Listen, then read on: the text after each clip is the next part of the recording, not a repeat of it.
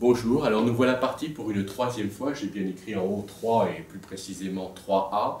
Donc le troisième exercice, il s'agit aujourd'hui d'une basse, ces exercices qui se succèdent et qui constitueront petit à petit une petite méthode, d'ailleurs pas si petite que ça, enfin, en tout cas une méthode, et qui sera consultable. Surtout je pense que c'est important, le fait que ce soit en vidéo c'est très bien parce qu'elle est vraiment consultable, revisible à chaque fois, donc il y a un certain nombre de détails qui sera intéressant de mettre en relation, je ne manquerai pas de le faire d'ailleurs, d'un exercice à l'autre, d'un exemple à l'autre pris dans les œuvres musicales, à chaque fois pour dire ça c'est ça, ça c'est ça, etc.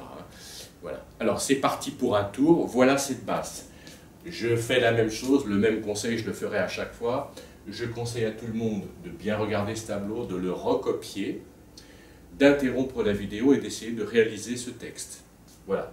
Alors quand même, je prends le temps de le lire, on est bien avec un bémol à la clé, on est bien en Fa majeur, bien sûr, donc un bémol à la clé, je ne vais pas faire des choses de trop débutantes, de trop élémentaires, un bémol à la clé c'est bien Fa majeur ou Ré mineur, c'est bien du Fa majeur dans la mesure où j'ai bien un Fa qui commence ici à l'état fondamental, ça c'est bien Fa, La, Do, l'accord est bien Fa, La, Do, c'est un accord de tonique.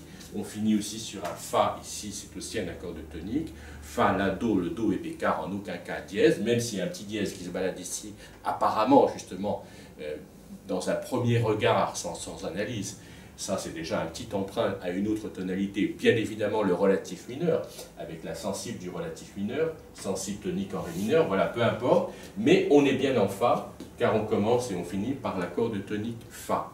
Donc j'ai bien Fa, Mi, Fa, Do, la dominante, Do dièse, Ré, Si bémol, Do et Fa, dominante tonique. Et je le joue une fois, je joue une fois cette basse.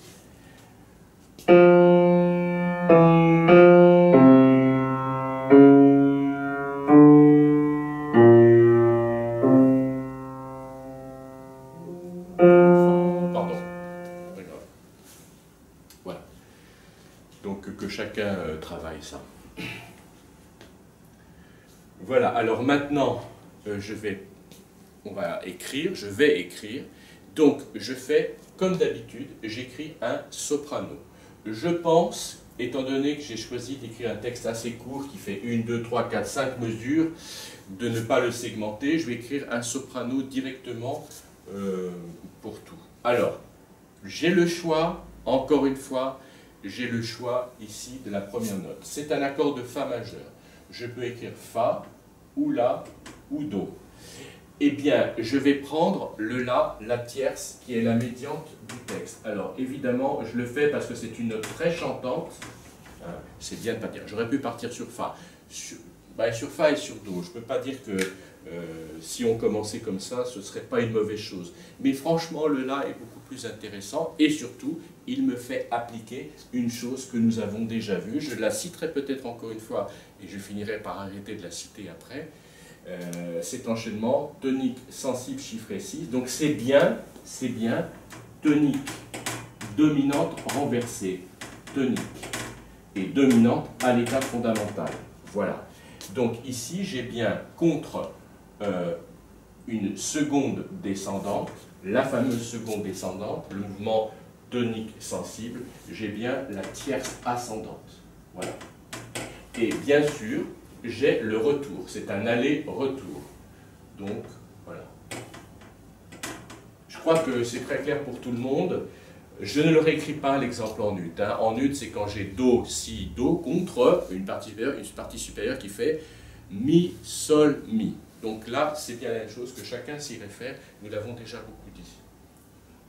Alors, je suis ici, sur la dernière croche, sur un accord de Fa majeur. Je vais sur la dominante, la seule dominante qui me semble bonne ici, enfin la position, c'est le Sol. Je ne vais pas aller sur le Do de nouveau, puisque le Do est à la basse, ça ne me semble pas très pertinent, étant donné que de toute vraisemblance, selon toute vraisemblance, même si je ne m'occupe que du soprano, j'aurai bien sûr un Do quelque part ici, je sais déjà qu'il va être au ténor, parce que ça c'est bien la position fondamentale canne, fondamentale tierce. Donc étant donné que j'ai un Do ici, que j'ai un Do à la basse, je ne vais pas avoir un Do là-haut, donc c'est bien le Sol qui s'impose. Voilà. Alors ensuite, alors voilà une chose, j'arrive ici à un point crucial, quelque chose qui est très important, et je vais faire une petite pause pour pouvoir développer un peu cet aspect. J'ai ici un accord à l'état fondamental, un accord de 3 sons. Il n'y a pas de septième, puis la septième vient en deuxième position.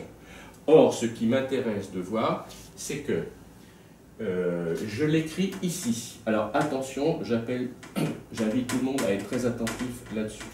J'ai un accord de Do qui, selon toute vraisemblance, bien sûr, est Do, Mi, Sol comme ça. Alors, je redis une chose. Transformer cet accord de 3 sons en accord de septième de dominante, c'est introduire le Si bémol. Or, il y a 2 manières de le faire. Voilà, ici, je réécris la même chose. Il y a bien 2 manières de le faire. Il y a ce que je trouve, d'ailleurs, je m'y réfère encore une fois, ce que je trouve dans la cadence A pour la dominante et dans la cadence B. Même si ici, il ne s'agit pas de cadence parfaite du tout. C'est suivi d'autre chose, d'un Do dièse, peu importe. Mais, transformer l'accord simple de 3 sons en accord de septième de dominante, il y a 2 manières de procéder. Il y a faire venir le Si bémol, le faire venir de la quinte, c'est-à-dire se retrouver avec un accord, je le redis encore une fois, un accord incomplet, un accord de septième de dominante incomplet. C'est-à-dire qu'il y a 2 choses. Il y a suppression de la quinte et doublure de la fondamentale. J'ai réécrit les notes qu'elles soient bien visibles, j'ai bien 2 Do, j'ai une doublure de fondamentale, mais je n'ai plus de quinte. Voilà, le fait de faire venir la septième de la quinte fait qu'on l'abandonne, donc on supprime la quinte et qu'on garde la doublure. Ça, c'est une chose. C'est ce qu'on utilise dans la cadence que j'appelle, moi, cadence A. En effet, l'enchaînement à l'accord de Fa est celui-ci. Voilà, je crois que c'est très clair. Maintenant, il y a l'autre manière de procéder, c'est de faire venir la septième, c'est-à-dire le Si bémol, non pas de la quinte, qui elle, désormais, va rester à sa place, mais de la fondamentale, de la doublure de fondamentale. Qu'est-ce que je trouve ici? Ça va correspondre à ma cadence B et qui aura un usage bien particulier, qui est le cas ici. Donc j'invite tout le monde à bien faire attention. Donc ici, qu'est-ce que j'ai? Contrairement à ici, j'ai la quinte, mais je n'ai pas de doublure. Forcément, la doublure est abandonnée et la quinte reste. On voit bien la différence des 2 harmonisations. Et donc, ça aboutirait à la cadence que j'appelle B. Celle-ci est ma cadence A. La cadence parfaite B est ça. On s'en souvient. La dominante, ici, dominante, reste à sa place. Là, c'est elle qui descend en passant par le Si bémol vers la fondamentale. Et la sensible qui doit monter peut se permettre de descendre. Alors, je fais une remarque ici qui est d'une grande importance. Déjà, j'ai bien expliqué ça, je crois que c'est très clair, la différence entre la septième incomplète, qui est donc cadence A, et la septième complète, qui est cadence B. Ça, c'est une première chose.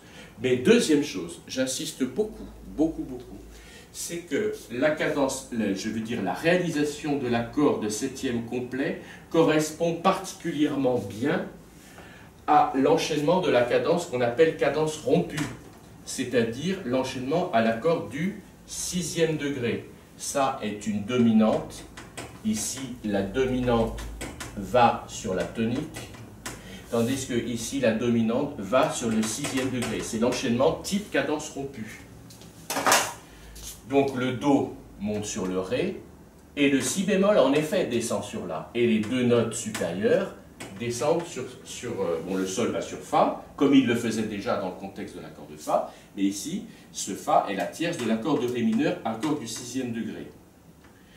J'insiste beaucoup, donc, déjà, que chacun se familiarise bien avec l'enchaînement dominante 6e degré et avec la 7e, sachant, je le redis, je me répète beaucoup, mais je pense que c'est important, sachant que dans ce cas-là, on utilise la 7e complète et non incomplète.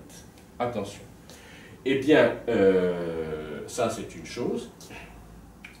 C'est ce qui se passe.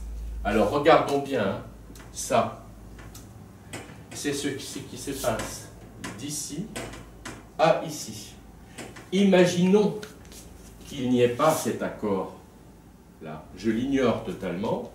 J'ai bien ça, donc je ne vais pas toucher. Ce que je veux dire, puisque je suis en train de traiter le soprano, c'est que j'aurais pu faire Sol, Si, et bien sachant que j'ai affaire à ça, je laisse un Sol, comme ce Sol ici, sachant que le Si bémol passera par ici. Et je vais bien aboutir à ça. C'est ça que je voulais montrer par mes deux flèches rouges ici. J'ai bien Do, Ré, Sol, Fa. J'ai bien ici Do, Ré, Sol, Fa. Mais j'ai un accord intermédiaire qui est... Alors ça, c'est un autre aspect que je veux expliquer. Je l'ai déjà fait, mais je crois que je suis sûr, enfin, je vais le redire plusieurs fois pour différents exemples. Et après, je vais remontrer les exemples, que chacun retienne bien cette notion.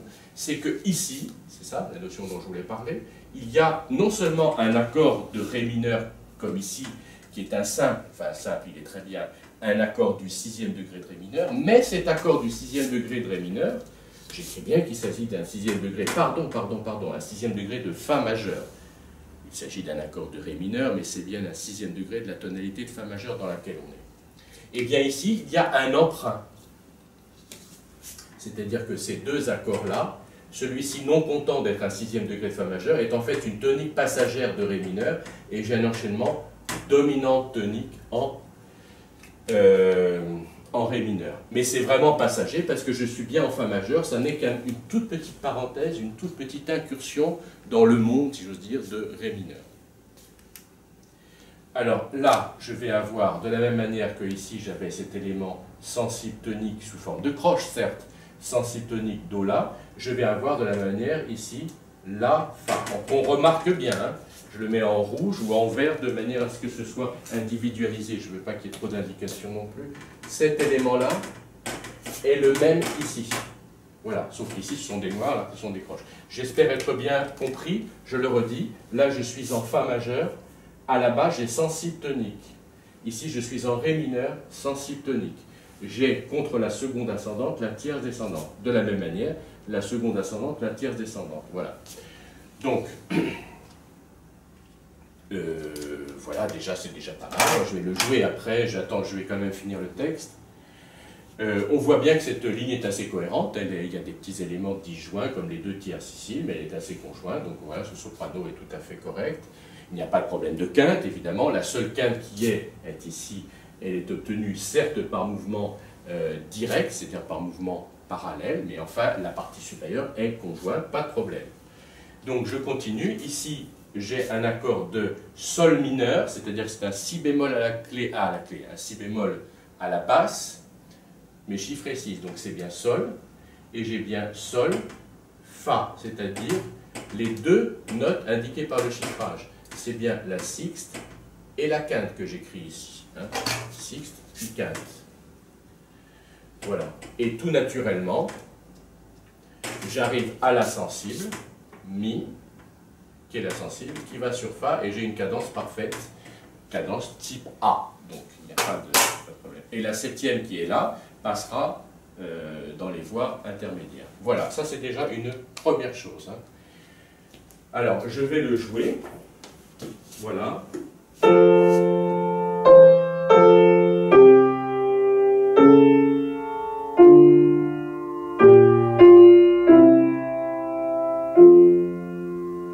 crois que j'ai mis un Fa. Oui, bon, je le rejoue de toute façon, encore une fois. J'ai joué là un Fa grave. J'ai joué Do, Fa, parce que c'est peut-être plus conclusif. Hein. Bon, je ne vais pas modifier cette basse. En le jouant aussi, il y a quelque chose qui m'est venu tout naturellement en tête, hein, c'est que je le fais remarquer encore avec la couleur verte. On est bien d'accord, je redis, seconde ascendante, tierce descendante, seconde ascendante, tierce descendante. C'est encore le cas ici, ça se voit moins. Seconde ascendante, tierce descendante. C'est-à-dire que s'il n'y avait pas la quinte qui passe, on aurait bien affaire à la même chose. Je vais le faire sans jouer le Fa ici. Qu'on entende bien l'analogie, hein, c'est-à-dire... Pardon, je recommence.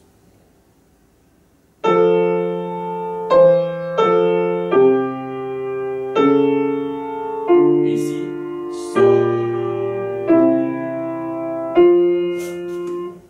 Voilà. Et évidemment, j'ai un passage 6, 5, voilà. Voilà déjà une première étape du travail. Alors maintenant, évidemment, hein, je crois que c'est très clair, j'insiste beaucoup sur l'importance d'écrire d'abord le soprano complet, mais on est bien d'accord que en écrivant le soprano, j'ai quand même en tête ce qui se passe au milieu, hein. Bien sûr.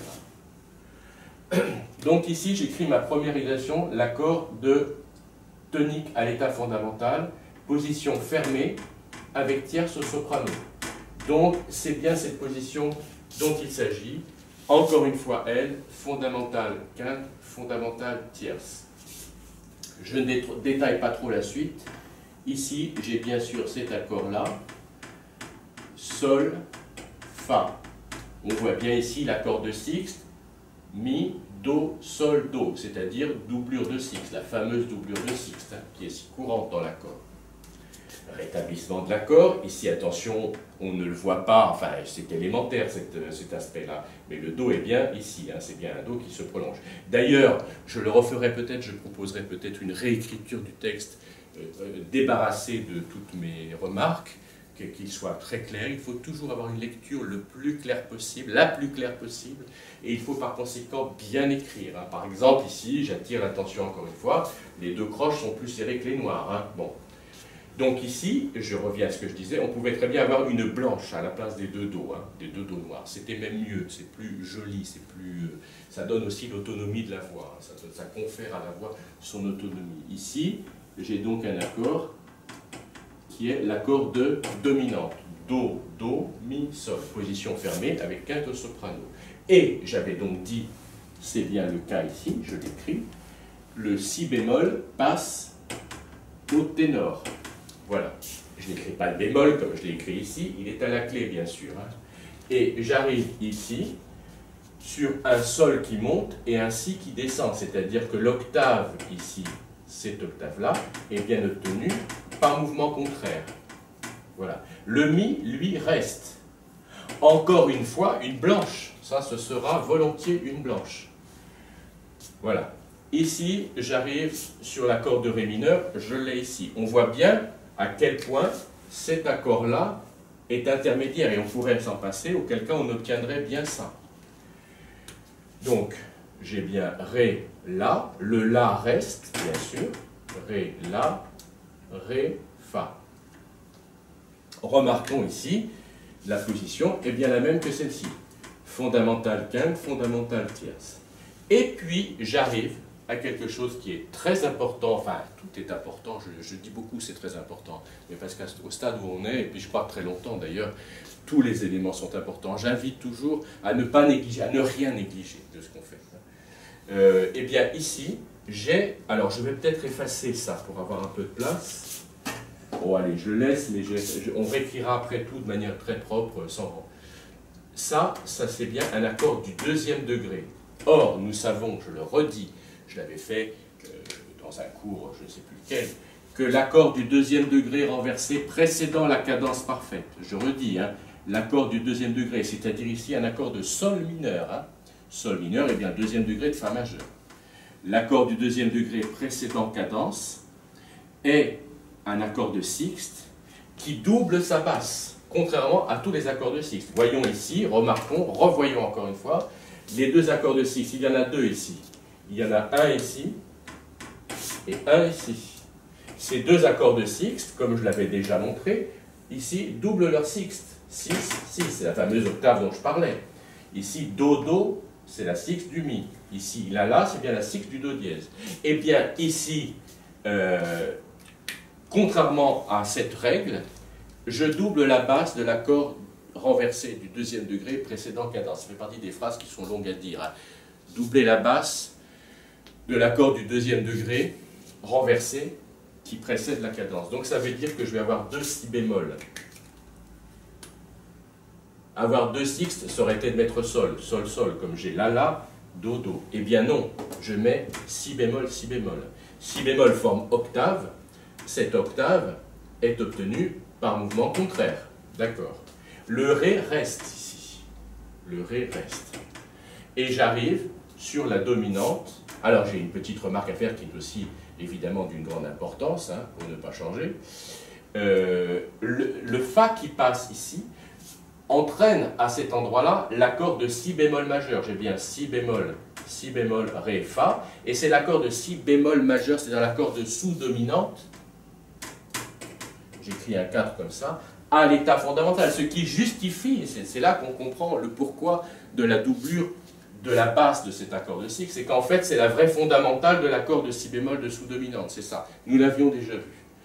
Voilà, et j'arrive ici sur l'accord de Do majeur, accord de dominante, j'ai dans mon chiffrage, on me demande, si j'ose dire, de faire passer une septième, évidemment, la septième est, comme dans ce cas-là, due à l'abandon de la quinte. Donc la quinte est ici, je transforme cette blanche en une noire.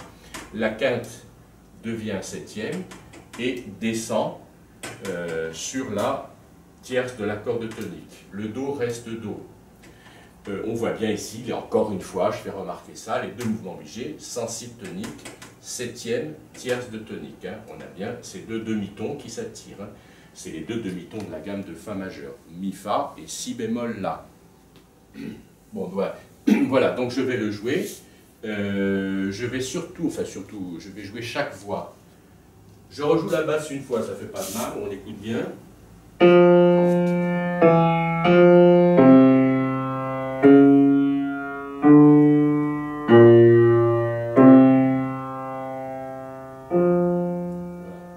Je joue le ténor seul, je répète les notes, c'est bien Do, Do, Do, Si.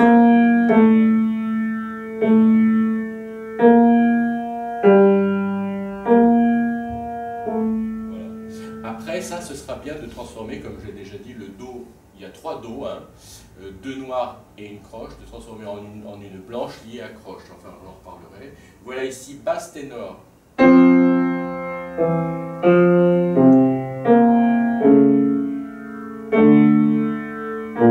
Quinte par mouvement contraire, la quinte donne la septième, et on finit sur la tierce de tonique. Je le refais encore une fois, j'ai fait naturellement, là, j'ai pas trop calculé ça, j'ai fait naturellement le Do tenu. Hein. Je vais le répéter pour qu'il soit vraiment très audible, mais je crois que c'est évident. Quinte, sixte, quinte, octave, septième, sixte, quinte, octave par mouvement contraire, quinte par mouvement contraire, la quinte devient septième, et je finis. Là j'ai fait exprès, hein, j'ai joué, c'est un côté plus profond, j'ai joué le Fa non pas haut mais bas, mais je suis tenu de me conformer au texte qui est donné, on ne change pas les textes, hein, on ne les change pas, peu importe. Alors voilà maintenant l'alto, Fa, Sol, Fa, Mi, deux Ré, Do blanche, donc cet alto est extrêmement simple. Hein. Donc on a bien. Voilà.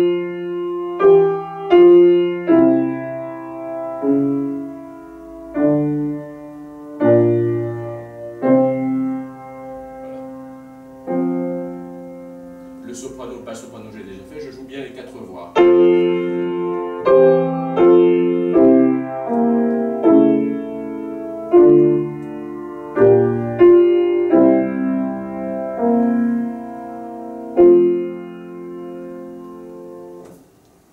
Voilà.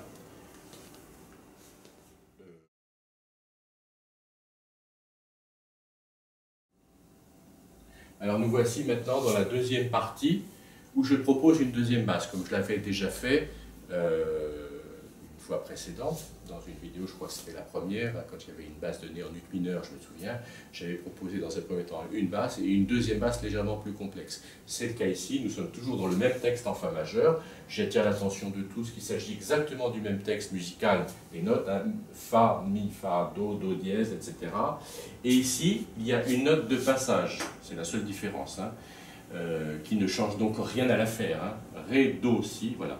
Et il y a un changement de chiffrage qui est un petit changement, ce n'est pas un grand changement. Alors donc je vais écrire de la même manière, je commence de la même manière, c'est sur le Fa, j'écris le La. Voilà. Eh bien, tout à l'heure, quand nous avions l'accord de sixte, je faisais La, Do, La. On se souvient. Et bien maintenant, au lieu d'avoir La, Do, La, je vais même l'écrire tout de suite. Une fois n'est pas coutume, mais comme nous avons déjà traité le texte, je peux le faire. Je vais même écrire directement l'harmonie, parce que ça m'intéresse ici pour montrer une chose que nous avons de toute façon déjà vue. Tout ça constitue en même temps un travail de révision des notions du deuxième chapitre. C'est ça que c'est aussi. Alors voilà ici l'accord de sixte. J'écris non pas l'accord de sixte et quinte barrée, mais l'accord de sixte. J'ai bien ça. On se souvient du Do, La et du Sol. Alors je fais réobserver une fois de plus l'accord de sixte. J'ai bien dit accord de sixte, il n'y a pas de quinte diminuée ici. J'ai bien deux sixtes, 6, 6. On avait bien dit que c'était la doublure de la sixte. Eh bien, au lieu des deux 6, 6, 6, j'ai 6, 5 barrés. C'est-à-dire que le soprano ne sera pas la sixte, mais la quinte diminuée si bémol. Voilà. Et je retourne à ma position initiale. On est bien d'accord. 6, 5 barrés. Il s'agit bien du premier renversement de la corde dominante, la dominante de Fa majeur, et de Fa mineur aussi d'ailleurs. Do, Mi, Sol, Si bémol. Je suis placé sur le Mi, et j'ai bien et la sixte et la quinte diminuée. Voilà, j'attire l'attention, je vais peut-être le faire ici, je m'assois parce que ça devient compliqué. J'ai quand même pas une place énorme sur ce tableau, il n'est pas gigantesque. J'attire l'attention sur la similitude des trois formes sensible tonique. Je suis en Fa majeur, je remets un petit bémol ici. Sensible tonique, 6, puis tonique. J'ai aussi 6, puis la quinte diminuée qui passe dans un deuxième temps, puis 6, 5 barrés, les deux en même temps. Donc là, c'est bien l'accord Do, Sol, Do, qui tombe sur Fa, sur l'accord de Fa. Ici, c'est bien encore une fois Do, Sol, Do, puis le Si bémol qui passe dans un deuxième temps. Et ici, les deux d'emblée, tout de suite. Voilà, c'est ça que je voulais dire, c'est qu'on est ou ça, ou ça, ou ça, c'est finalement la même chose. Ici, il s'agit bien de ça. Donc j'ai et la sixte et la quinte diminuée. Bon, je crois que c'est très clair. Ici, j'arrive bien sur la dominante comme nous l'avions déjà eu. Puis ici, on arrive sur... Je vais peut-être écrire les 4 voix tout de suite. Comme le travail a déjà été fait, j'ai pas besoin de... ça va plus vite quand même. J'ai bien l'accord de sixte tel que nous l'avions dans le premier texte, mais la quinte diminuée passe. Alors on voit bien qu'on a affaire à cette situation-là, où la quinte diminuée arrive dans un deuxième temps, et elle n'est pas tout de suite attaquée. Voilà. Si ça avait été le cas, si on avait été là, on aurait eu Sol, donc le Sol se serait maintenu. Or, il y a un petit motif La, Sol, Fa, qui en fait imite ces deux croches, imite ça. Il y a une question d'imitation un petit peu ici. Voilà, j'arrive sur ça, sur l'accord de Ré mineur avec le Fa au soprano, comme nous l'avions déjà fait. Le Do passe, ne nécessite aucune harmonisation, c'est indiqué par le trait. Le trait veut dire que l'harmonie attaquée est la même, les voix ne bougent pas. Et puis ici, alors voilà une chose très intéressante, ici je vais avoir l'accord, comment je peux le présenter, l'accord, bon je le fais d'emblée parce que c'est un petit peu difficile, c'est-à-dire que ici j'avais, c'est pour ça qu'il faut écrire, qu'on m'excuse, parce que je suis un petit peu, je vais tout écrire à chaque fois là, parce que c'est quand même très important pour ici, pour cet élément-là. J'attire l'attention de l'utilisation de cet accord ici. Faisons-y très attention. Donc j'écris ici, nous savons qu'on a ça. On a ça, bien sûr. Là j'ai le Si bémol qui passait, qui est ici. Voilà. Donc ici j'ai mon accord de Ré mineur, tel que nous l'avions déjà fait. Voilà. Le Do passe sans rien changer. Et ici, j'avais ça, qui devenait ça. Souvenons-nous.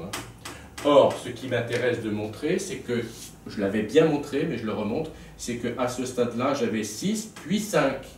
Souvenons-nous, 6, puis 5. Donc j'avais le Sol, puis le Fa. Or, le fait d'avoir 6 et 5, c'est pas la peine. Enfin, on est bien d'accord, c'est quand même très évident à comprendre. Je veux faire noter la différence entre 6 puis 5 et la différence avec 6 et 5 en même temps. Voilà. Donc là, j'avais le Sol puis le Fa. Et bien là, j'ai, c'est ça que je veux montrer, et le Sol et le Fa. Donc je n'ai pas de si bémol, je n'ai pas de doublure, je n'ai plus de doublure, et j'ai un sol. Donc voilà le sol, qui est la sixte, et voilà le fa, qui est la quinte. Donc le fa reste du fa précédent. Et ça, il s'agit bien ici, je remets bien un ré très visible, il s'agit bien de l'accord sol, si bémol, ré, fa, qui est l'accord de septième du deuxième degré. J'ai consacré une unité entière à l'utilisation de l'accord de septième du deuxième degré, que chacun s'y reporte si jamais il y a un doute ici. Je l'avais expliqué assez en détail quand même, donc on le voit bien. Et voilà, c'est ce que je voulais dire. Enfin, c'est son premier renversement, ça je veux dire, qui est sur si bémol, donc il y a à la fois la sixte et la quinte. Et puis après, j'arrive. Alors attention, j'arrive sur la corde dominante. J'attire l'attention sur ce chiffrage qui peut éventuellement troubler. Je vais enlever ça, enfin non, peu importe. J'ai en fait ici, j'ai écrit 4 plus. On voit bien le 4 plus. Ce 4 plus peut se chiffrer 4, 3. Ça n'est rien d'autre qu'un 4, 3. Le fameux 4, 3, c'est-à-dire l'appoggiature de la tierce par la carte. Donc c'est ça. Simplement, au moment où il y a la résolution du 4 sur le 3, c'est-à-dire du 4 sur le plus, puisque la tierce, ici c'est bien la sensible, j'ai la septième qui passe. Au moment de la résolution, j'ai la septième. Donc on éprouve le besoin, ici qu'il y a un vide de chiffrage, de mettre bien la quinte, évidemment. Voilà, c'est pour ça. Mais ne nous y trompons pas, il s'agit bien d'un 4-3. Hein. Voilà, donc le 4-3 se fait par le soprano. Fa, Mi, Fa. Ça, c'est bien la tierce, le plus. Donc ça, c'est bien 4, 3, et puis j'arrive sur la tonique. Ici, j'ai bien le sol qui est là, comme nous l'avions dans le premier texte. Là, c'est Do, hein, bien sûr. Ce Do-là, ici, qui est l'octave, arrive bien par un mouvement contraire, remarquons-le encore une fois. Et au moment, c'est ce que je viens de dire, au moment de la résolution de la carte sur la tierce, j'ai le si bémol qui passe ici, qui est issu de la quinte, comme nous l'avions fait dans l'exercice précédent. Voilà, le Do reste Do, le si bémol descend sur le La. Les deux mouvements obligés sont bien sûr ici, dans la réalisation de l'accord de septième de dominante. Voilà, je vais le jouer, je ne vais pas faire trop de commentaires supplémentaires.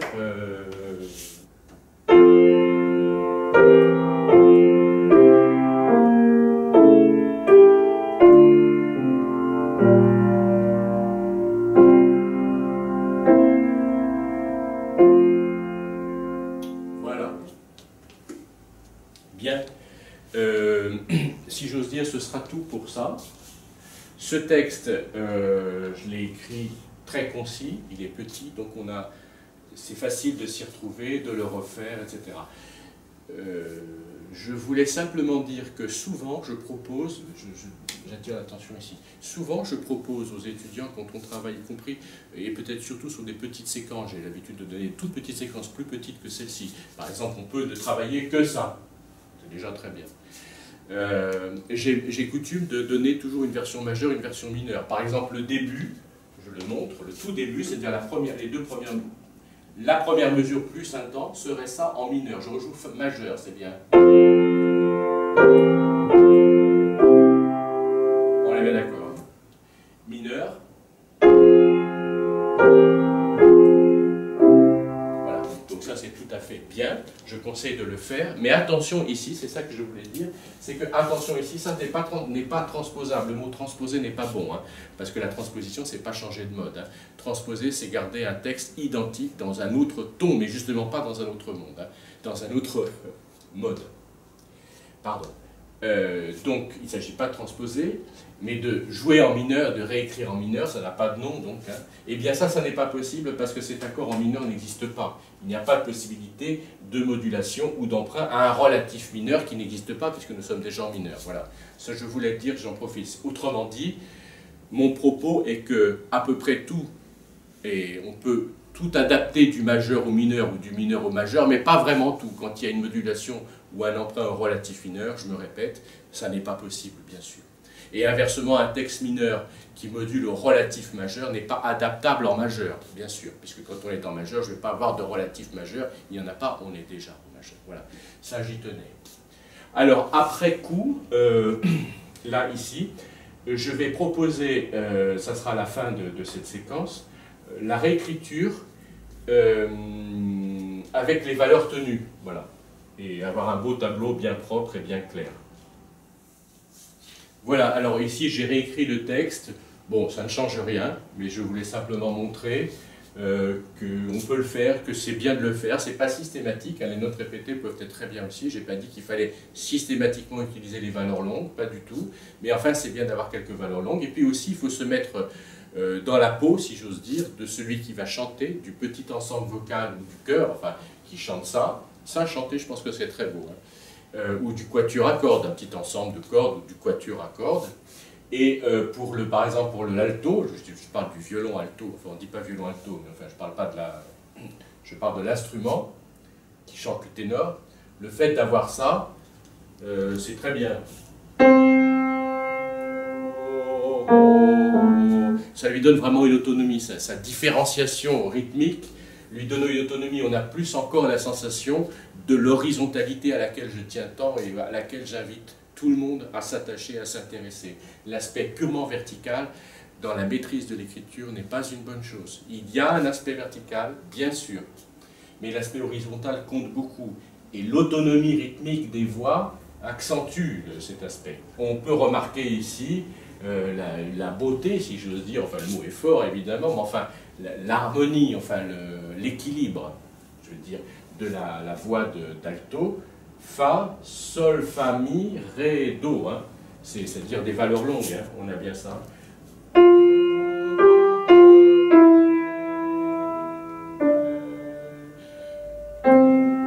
Qui reste jusqu'au bout. On peut même le lier, ça, ce n'est pas du tout une obligation non plus, hein, mais on peut le lier. Voilà. Quant au soprano, il change ici aussi. Je propose un Fa blanche. Là, par exemple, peut-être qu'en tant que soprano, c'est peut-être bien d'avoir les 3 Fa. Je ne sais pas, tout ça, c'est des questions de sensation, de perception de chacun, voilà.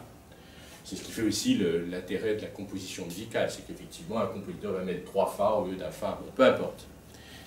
C'est un autre domaine. Alors, autre petite remarque que je veux faire, je ne vais pas le faire aujourd'hui, mais j'aurai l'occasion de le faire dans d'autres exercices, c'est d'écrire, ou plus exactement à la fin, comme je le propose ici, de réécrire le texte, que chacun le voit, mais cette fois-ci sur 4 portées pour le quatuor à cordes, c'est-à-dire violon 1, violon 2, alto en clé de Fa, et basse en clé de... Pardon, qu'est-ce que j'ai dit? Clé de sol, clé du 3e ligne pour l'alto, clé de Fa pour le violoncelle. Voilà. Et là, l'autonomie des voix, c'est purement psychologique, parce que c'est sur le papier, est encore plus perceptible. On voit vraiment 4 voix qui sont bien distinctes les unes des autres, y compris sur le plan rythmique. Voilà. Bon, ben, je pense que ça, c'est déjà un bon petit travail. Je propose aussi de le faire, de le refaire de mémoire, etc. J'ai déjà dit. De le transposer, bon, tout transposer, ça sera peut-être un peu ennuyeux, mais enfin, on peut transposer un petit extrait. Bien repérer l'emprunt ici, à Ré mineur. Ne pas oublier ce que j'ai dit sur l'enchaînement dominant de 6e degré, c'est-à-dire que je peux enlever ça, hein, et je peux considérer cet élément de là à là. Voilà. Et alors, bon travail à tous.